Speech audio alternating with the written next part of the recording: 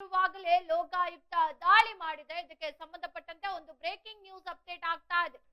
ನಂಜನಗೂಡಿನಲ್ಲಿ ಲಂಚ ಪಡೆಯುತ್ತಿರುವಾಗಲೇ ಲೋಕಾಯುಕ್ತ ದಾಳಿ ಮಾಡಿದೆ.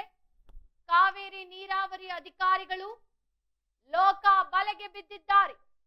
ಭ್ರಷ್ಟ ಅಧಿಕಾರಿಗಳ ಮೇಲೆ ಲೋಕಾಯುಕ್ತ ಪೊಲೀಸರು ದಾಳಿ ಮಾಡಿದ್ದಾರೆ. ಲಂಚ ಸ್ವೀಕರಿಸುತ್ತಿದ್ದ ನಂಜನಗೂಡು ಕಾವೇರಿ ನೀರಾವರಿ ನಿಗಮ ನಿಯಮಿತ ಕಾರ್ಯಪಾಲಕ ಅಭಿಯಂತರ ಮತ್ತು ಅಕೌಂಟ್ ಸೂಪರ್ಡೆಂಟ್ ಲೋಕಾಯುಕ್ತ ಪೊಲೀಸರ ಬಲೆಗೆ ಬಿದ್ದಿದ್ದಾರೆ. 1,45,000 ರೂಪಾಯಿ ಹಣವನ್ನ ಲಂಚ ಸ್ವೀಕರಿಸುವಾಗ ದಾಳಿ ಮಾಡಿರುವಂತದ್ದು. ಲೋಕಾಯುಕ್ತ ಪೊಲೀಸರ ಕೈಗೆ ರೆಡ್ ಹ್ಯಾಂಡ್ ಆಗಿ ಸಿಕ್ಕಿ ಬಿದ್ದಿದ್ದಾರೆ ಅಧಿಕಾರಿಗಳು. ಲಂಚ ಪಡೆಯುತ್ತಿರುವಾಗಲೇ ಲೋಕಾಯುಕ್ತ ದಾಳಿ ಮಾಡಿದೆ.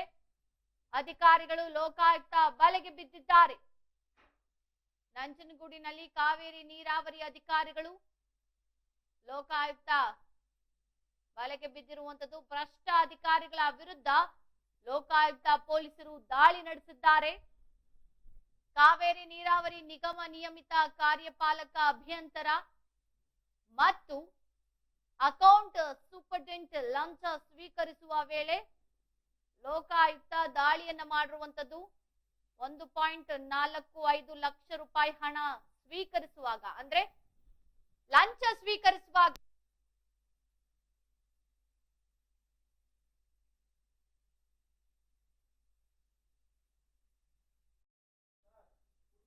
ನಂಜನಗೂಡಿನ ಕಾವೇರಿ ನೀರಾವರಿ ನಿಗಮ ನಿಯಮಿತ ಕಾರ್ಯಪಾಲಕ ಅಭಿಯಂತರ ರಂಗನಾಥ್ ಮತ್ತು ಅಕೌಂಟ್ ಸೂಪರ್ಡೆಂಟ್ ಉಮಾ ಮಹೇಶ್ ಲೋಕಾಯುಕ್ತ ಬಲೆಗೆ ಬಿದ್ದಿರುವಂತಹ ಅಧಿಕಾರಿಗಳು.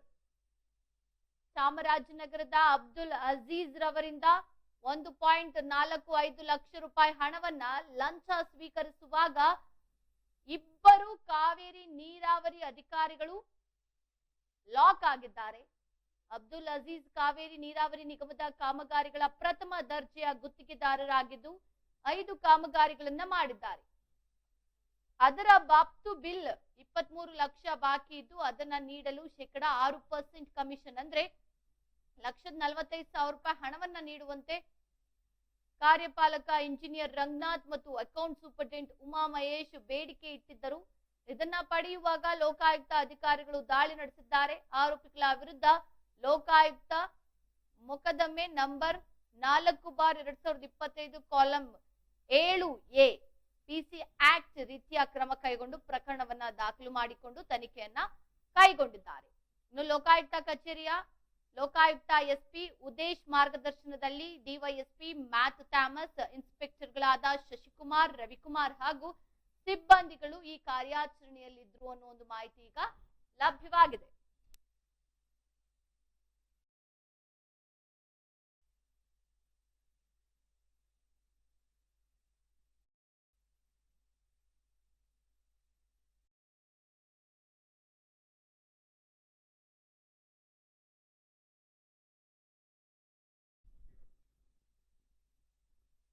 ನಂಜನಗೂಡಿನಲ್ಲಿ ಲೋಕಾಯುಕ್ತ ಅಧಿಕಾರಿಗಳು ಬಲೆಗೆ ಬಿದ್ದಿದ್ದಾರೆ.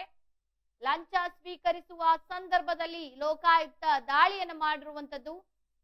ಲೋಕಾಯುಕ್ತ ಪೊಲೀಸರ ಕೈಗೆ ರೆಡ್ ಹ್ಯಾಂಡ್ ಆಗಿ ಅಧಿಕಾರಿಗಳು ಸಿಕ್ಕಿ ಬಿದ್ದಿರುವಂತಹದ್ದು. ಲಂಚ ಪಡೆಯುತ್ತಿರುವಾಗಲೇ ಈ ದಾಳಿ ನಡೆದಿದೆ. ಲೋಕಾಯುಕ್ತ ಅಧಿಕಾರಿಗಳು ದಾಳಿ ಮಾಡಿದ್ದಾರೆ. ಕಾವೇರಿ ನೀರಾವರಿ ಅಧಿಕಾರಿಗಳು ಲೋಕ ಬಲೆಗೆ ಬಿದ್ದಿದ್ದಾರೆ. ಭ್ರಷ್ಟ ಅಧಿಕಾರಿಗಳ ವಿರುದ್ಧ ಲೋಕಾಯುಕ್ತ ಪೊಲೀಸರು ದಾಳಿಯನ್ನ ನಡೆಸಿ ಅವರ ವಿರುದ್ಧ ಈಗ ತನಿಖೆಯನ್ನ ಕೈಗೊಂಡಿದ್ದಾರೆ. ಒಬ್ಬರು ಕಾವೇರಿ ನೀರಾವರಿ ನಿಗಮ ನಿಯಮಿತ ಕಾರ್ಯಪಾಲಕ ಅಭಿಯಂತರ, ಮತ್ತೊಬ್ಬರು ಅಕೌಂಟ್ ಸೂಪರ್ಡೆಂಟ್. ಇಬ್ರು ಕೂಡ ಲಂಚ ಸ್ವೀಕರಿಸುವ ಸಂದರ್ಭದಲ್ಲಿ ಲೋಕಾಯುಕ್ತ ಅಧಿಕಾರಿಗಳ ಕೈಗೆ ರೆಡ್ ಹ್ಯಾಂಡ್ ಆಗಿ ಸಿಕ್ಕಿ ಬಿದ್ದಿದ್ದಾರೆ.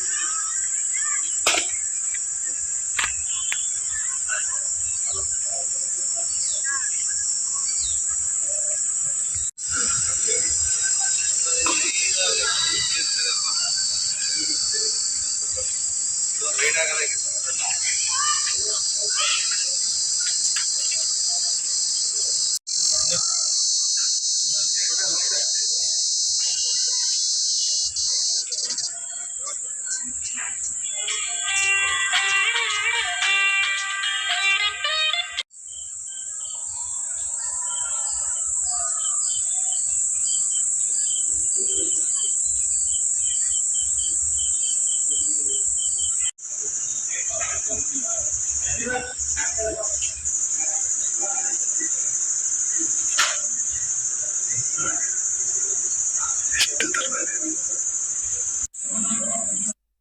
ಈ ಸಂಬಂಧ ಮತ್ತಷ್ಟು ಮಾಹಿತಿ ಕೊಡ್ಲಿಕ್ಕೆ ನಮ್ಮ ಪ್ರತಿನಿಧಿ ವೆಂಕಟೇಶ್ ದೂರವಾಣಿ ಸಂಪರ್ಕದಲ್ಲಿದ್ದಾರೆ. ವೆಂಕಟೇಶ್, ಈಗ ಲಂಚ ಪಡೆಯುವಾಗ ರೆಡ್ ಹ್ಯಾಂಡ್ ಆಗಿ ಅಧಿಕಾರಿಗಳು ಸಿಕ್ಕಿ ಬಿದ್ದಿರುವಂತದ್ದು ಲೋಕಾಯುಕ್ತ ಬಲೆಗೆ. ಈಗ ಲೋಕಾಯುಕ್ತ ಅಧಿಕಾರಿಗಳು ಏನ್ ಹೇಳಿದ್ದಾರೆ, ಏನ್ ಕ್ರಮ ಕೈಗೊಂಡಿದ್ದಾರೆ? ಖಂಡಿತ ರಚನಾ, ನಿನ್ನೆ ನಂಜನಗೂಡು ತಾಲೂಕೊಂದು ಏನು ಕಾವೇರಿ ನಿಗಮ ಅಂದ್ರೆ ನೀರಾವರಿ ಇಲಾಖೆಯಲ್ಲಿ ನಿಗಮದ ಒಂದು ಸೂಪರಿಂಟೆಂಡೆಂಟ್ ಆದಂತ ಅವರ ಅಭಿಯಂತರರು ಮತ್ತು ಅಲ್ಲಿನ ಅಕೌಂಟೆಂಟ್ ಆದಂತ ಉಮಾ ಮಹೇಶ್ ಅವರನ್ನ ಒಂದು ಲೋಕಾಯುಕ್ತರ ಒಂದು ಬಲೆಗೆ ಬಿದ್ದಿದ್ದಾರೆ ಅಂತ ಹೇಳ್ಬೋದು. ಸುಮಾರು ಏನು ಚಾಮರಾಜನಗರ ಜಿಲ್ಲೆ ಅಂದ್ರೆ ಚಾಮರಾಜನಗರ ಅಬ್ದುಲ್ ಅಜೀಜ್ ಅನ್ನುವ ಒಂದು ಏನು ಅಬ್ದುಲ್ ಅಜೀಜ್ ಅನ್ನುವ ಒಂದು ಅವರ ಒಂದು 1,45,000 ಒಂದು ಲಂಚ ಪಡೆಯುವ ಹಣ ಸಂಬಂಧವಾಗಿ ಇವರು ಲೋಕಾಯುಕ್ತ ಬಿದ್ದಿದ್ದಾರೆ ಅಂತ ಹೇಳ್ಬೋದು. ನಾವು ಗಮನಿಸಬಹುದ ರಚನೆ, ಯಾಕಂದ್ರೆ ನಂಜನಗೂಡು ತಾಲೂಕು ಕಾವೇರಿ ನಿಗಮ ನಿಯಮಿತ ಕಾರ್ಯಪಾಲಕ ಅಭಿಯಂತರ ಕಾವೇರಿ ರಂಗನಾಥ್ ಮತ್ತು ಅಕೌಂಟೆಂಟ್ ಸೂಪರಿಂಟೆಂಡೆಂಟ್ ಉಮಾ ಮಹೇಶ್ ಅವರ ಲೋಕಾಯುಕ್ತ ಬಲೆಗೆ ಸಿಕ್ಕಿದೆ ಅಂತ ಹೇಳ್ಬೋದು. ಸುಮಾರು 1.47 ಲಕ್ಷ ರು ಹಣವನ್ನು ಲಂಚ ಪಡೆಯುತ್ತಿದ್ದ ಸಂದರ್ಭದಲ್ಲಿ ಲೋಕಾಯುಕ್ತ ಅಧಿಕಾರಿಗಳಾದಂತ ಉದ್ದೇಶ ಅವರು ಮತ್ತು ಡಿಎಸ್ಪಿ ಮ್ಯಾಥ್ಯೂ ಥಾಮಸ್ ಮತ್ತು ಇನ್ಸ್ಪೆಕ್ಟರ್ ಶಶಿಕುಮಾರ್ ಅವರ ಒಂದು ನೇತೃತ್ವದಲ್ಲಿ ದಾಳಿ ಮಾಡಿದ್ರು ಅಂತ ಹೇಳ್ಬೋದು ರಚನೆ. ಯಾಕಂದ್ರೆ ಕಳೆದ ಈ ಒಂದು ಸಂಬಂಧಪಟ್ಟಂತೆ ಅಂದ್ರೆ ಕಳೆದ ಒಂದು 3-4 ತಿಂಗಳ ಹಿಂದೆ ಸಹ ಒಂದು ಏನು ನಮ್ಮ ನೀರಾವರಿ ಇಲಾಖೆಯಿಂದ ಏನು ಕಾಮಗಾರಿ ಮಾಡಿದ್ದ ಆ ಹಣ ಸಂಬಂಧಪಟ್ಟಂತೆ ಒಂದು ಪ್ರತಿಭಟನೆ ಮಾಡಿದ್ದ ಅಂತ ಹೇಳ್ಬೋದು ರಚನೆ. ಯಾಕಂದ್ರೆ ಸರಿಯಾದ ರೀತಿಯಲ್ಲಿ ನಮ್ಗೆ ಒಂದು ಮಾಡಿದ ಒಂದು ಕಾಮಗಾರಿಗಳಿಗೆ ಹಣವನ್ನು ಬಿಡುಗಡೆ ಮಾಡುತ್ತಿಲ್ಲ, ಮತ್ತು ಜೊತೆಗೆ ನಮ್ಮ ಒಂದು ಏನು ನಾವು ಸಾಲ ಸೋಲ ಮಾಡಿ ನಾವು ಒಂದು ಕಾಮಗಾರಿಗಳನ್ನ ಒಂದು ಸಂಪೂರ್ಣ ಪೂರ್ಣಗೊಳಿಸಿರ್ತೀವಿ. ಆದ್ರೂ ಸಹ ಅಧಿಕಾರಿಗಳು ನಮ್ಗೆ ಹಣವನ್ನು ಬಿಡುಗಡೆ ಮಾಡುವಂತ ಸಂದರ್ಭದಲ್ಲಿ ಲಂಚವನ್ನು ಕೇಳ್ತಾರೆ. ಮತ್ತೆ ಈ ಹಿನ್ನೆಲೆಯಲ್ಲಿ ನಾವು ಯಾವ ರೀತಿ ಇವ್ರಿಗೆ ಲಂಚ ಕೊಟ್ಬಿಟ್ಟು ನಾವು ಒಂದು ಕಾಮಗಾರಿ ಕೆಲಸಗಳು ಮಾಡುವ ಒಂದು ಹಿಂದಿನ ಸಹ ಒಂದು ಪ್ರತಿಭಟನೆ ಮಾಡಿರ್ತಾರೆ ಅಂತ ಹೇಳ್ಬೋದು ರಚನಾ. ಯಾಕಂದ್ರೆ ಈ ಒಂದು ಸಂದರ್ಭದಲ್ಲಿ ನಾವು ಗಮನಿಸುವಂತ ಸಂದರ್ಭ ಏನಂದ್ರೆ ಅಧಿಕಾರಿಗಳು ಯಾಕೆ ಈ ರೀತಿ ಆಗ್ತಾ ಇದ್ದಾರೆ, ಒಂದು ತಮ್ಮ ಕಾಮಗಾರಿಗಳು ನಮ್ಮ ಏನು ಕೆಲಸಗಳು ಮಾಡಿದಂತ ಒಂದು ಏನು ಗುತ್ತಿಗೆದಾರರು ಒಂದು ಲಂಚವನ್ನು ಬೇಡಿಕೆ ಯಾಕೆ ಇಡ್ತಾ ಇರೋ ಒಂದು ಪ್ರಶ್ನೆ ಕಾಡ್ತಾ ಅಂತ ನೋಡಬಹುದು ರಚನಾ. ಜೊತೆಗೆ ನಾವು ಗಮನಿಸಬಹುದು, ಯಾಕಂದ್ರೆ ಸುಮಾರು ಅಬ್ದುಲ್ ಅಜೀಜ್ ಅವರು ಸುಮಾರು 5 ಕಾಮಗಾರಿಗಳನ್ನ ಒಂದು ಪರಿಪೂರ್ಣಗೊಳಿಸಿರ್ತಾರೆ ಅಂತ ಹೇಳ್ಬೋದು. ಆ ಒಂದು ಸಂಬಂಧವಾಗಿ ಸುಮಾರು 23 ಲಕ್ಷ ರೂಪಾಯಿಗಳು ಅವ್ರಿಗೆ ಬಾಕಿ ಮೊತ್ತ ಇರುತ್ತೆ ಅಂತ ನೋಡಬಹುದು. ಆ ಒಂದು ವಿಷಯದಲ್ಲಿ ಸುಮಾರು 6% ಕಮಿಷನ್ ಅಲ್ಲಿ ಸುಮಾರು 1.45 ಲಕ್ಷ ಹಣ ನೀಡುವಂತೆ ಒಂದು ಬೇಡಿಕೆ ಇಡ್ತಾರೆ ಅಂತ ನೋಡಬಹುದು ರಚನಾ. ಖಂಡಿತ ಧನ್ಯವಾದ ತಮ್ಮ ಮಾಹಿತಿಗಾಗಿ ವೆಂಕಟೇಶ್. ಏನೋ ಲೋಕಾಯುಕ್ತ ಬಲೆಗೆ ಬಿದ್ದಂತ ಅಧಿಕಾರಿಗಳ ವಿರುದ್ಧ ಈಗ ಕ್ರಮ ಕೂಡ ಕೈಗೊಳ್ಳಲಾಗ್ತಾ ಇದೆ. ಇದಕ್ಕೆ ಸಂಬಂಧಪಟ್ಟಂತೆ ಈಗ ರೆಡ್ ಹ್ಯಾಂಡ್ ಆಗಿ ಸಿಕ್ಕಿ ಬಿದ್ದಿರುವ ಕಾರಣ ಅವರ ವಿರುದ್ಧ ಕಾನೂನು ರೀತಿಯಲ್ಲಿ ಏನೆಲ್ಲ ಕ್ರಮಗಳನ್ನ ಕೈಗೊಳ್ಳಬೇಕು, ಎಲ್ಲ ರೀತಿ ಕ್ರಮಗಳನ್ನ ಕೈಗೊಳ್ತೀವಿ ಅಂತ ಕೂಡ ಲೋಕಾಯುಕ್ತ ಅಧಿಕಾರಿಗಳು ತಿಳಿಸಿದ್ದಾರೆ.